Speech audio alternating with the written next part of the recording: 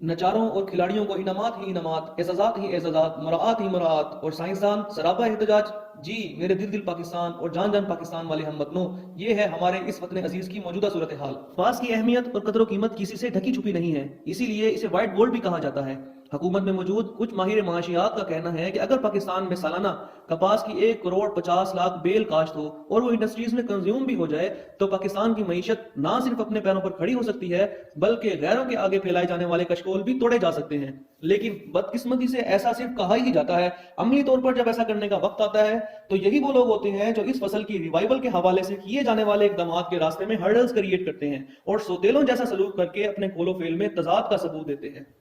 इसीलिए आज मैं आपके सामने कपास पर आलमी मेयार की तहकीक करने वाले पाकिस्तान के वाहिद इदारे पाकिस्तान सेंट्रल कॉटन कमेटी की तहकीकी खिदमात के जिसके नतीजे में साल हा साल ना सिर्फ कपास की पैदावार में कई 100% बेहतरी आई, बल्कि मेयारी लिहाज से भी इसने आलमी मंडियों में अपनी दाग बिठाई के अरूज जवाल की दास्तान और हालत जार बयान करूंगा।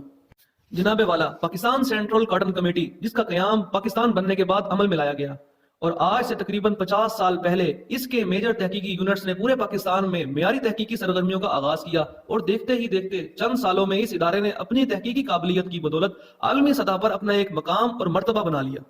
इस इदारे का बुनियादी काम कपास पर तहकीक करना है। यहाँ पर साइंसी तहकीक की बदौलत ज्यादा पैदावार और बेहतरीन मयार की कपास देने वाले बीज तैयार किए जाते हैं और उन्हें पूरे पाकिस्तान में मौजूद फार्मर्स को बहम पहुंचाया जाता है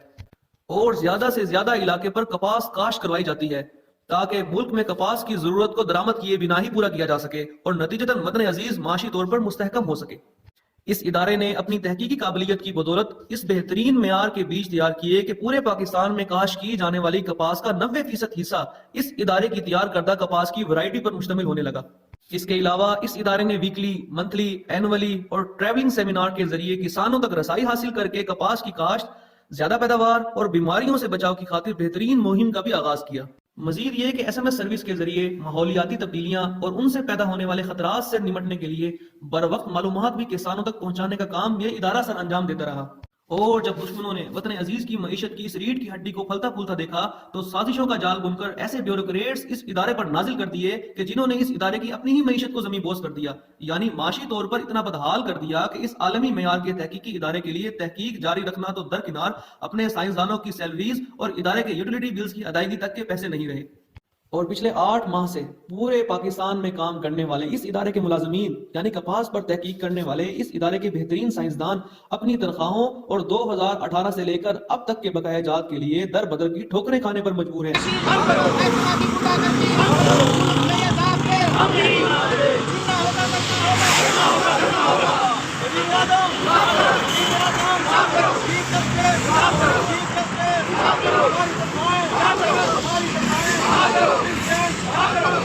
यानी आप अंदाजा करें कि एक आम से इदारे को बेहतरीन साइंसी तहकीक की बदौलत आलमी मेयार का इदारा बनाने वाले साइंसदान गुज़िश्ता 8 माह से अपनी सैलरीज के मुंतजिर हैं और पूरे पाकिस्तान में सराबा एहतजाज है, लेकिन उनकी दादरसी करने वाला कोई मौजूद नहीं है।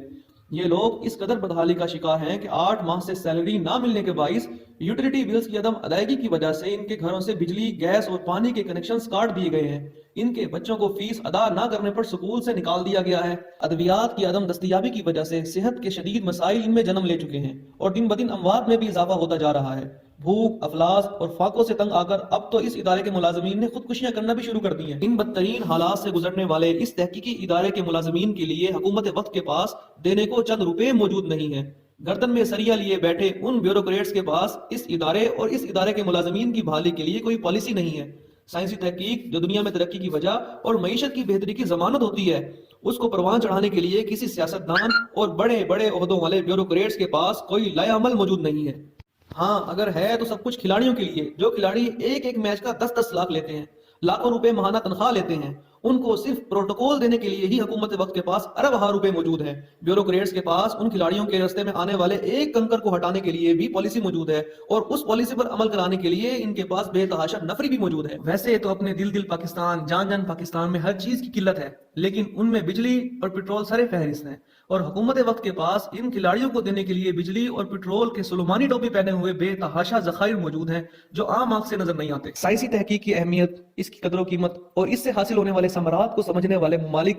ان میں نہ صرف حکومتیں اس پر انویسٹ کرتی ہیں بلکہ وہاں کے لوگ بھی پرائیویٹ سطح پر اس میں انویسٹ کرتے ہیں اور اپنے ملک اور آنے والی نسلوں کے مستقبل کو روشن کرتے ہیں۔ لیکن ہمارے اس پیارے دیش میں ارباب اختیار اس قدر اس کی قدر و قیمت سے ناواقف ہیں کہ مزید تحقیقی ادارے بنانا تو درکنار، جو ادارے پہلے سے موجود ہیں اور بہترین طریقے سے اپنے کام سر انجام دے رہے ہیں ان کے لیے بھی ایسی پالیسیز بناتے ہیں کہ وہ اس قدر بدحالی کا شکار ہو جاتے ہیں کہ اپنی تحقیقی سرگرمیاں ہی جاری نہیں رکھ سکتے اور کریش کر جاتی ہیں، جس کی ایک زندہ مثال پاکستان سینٹرل کاٹن کمیٹی ہے، جو کہ انٹرنیشنل معیار کا ادارہ ہونے کے باوجود آج اس قابل نہیں ہے کہ اپنے ملازمین یعنی سائنسدانوں کو تنخواہ ہی دے سکے۔ یہ تو ہوئی بات ارباب اختیار کی بے حسی کی۔ اب اگر عام عوام یعنی دل دل پاکستان جان جان پاکستان والے پاکستانیوں کی بات کی جائے تو اگر ان سے یہ کہہ دیا جائے یا منت بھی کی جائے کہ اپنے روشن مستقبل کی خاطر سائنس کے لیے کچھ دان کر دو یا اس میں کچھ انویسٹ کر دو تو سب کے سب فلاسفر بن جائیں گے، لیکن 1 روپے تک کی بھی انویسٹمنٹ نہیں کریں گے۔ مگر یہی فلاسفر محب وطن 2 گھنٹے کھلاڑیوں کو دیکھنے کی خاطر ہزاروں روپے کی ٹکٹ خرید کر سارا دن غارت کرنے میں فخر محسوس کریں گے۔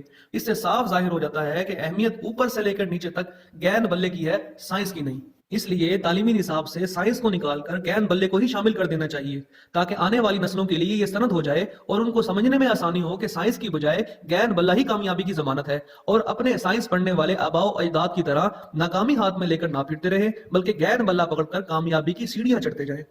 امید تو نہیں ہے لیکن پھر بھی امید کرتے ہیں کہ ہماری یہ دھیمی آواز ارباب اختیار کے ان اونچے محلات تک پہنچ جائے اور وہ اسے گستاخی نہ گردانتے ہوئے ہمارے کپڑے اتارنے کی بجائے اس ادارے کو کپڑے پہنائیں اور اس کی بحالی کے لیے کوئی بہترین اقدامات کریں تاکہ مستقبل میں اس ادارے کے ثمرات سے مستفید ہوا جا سکے۔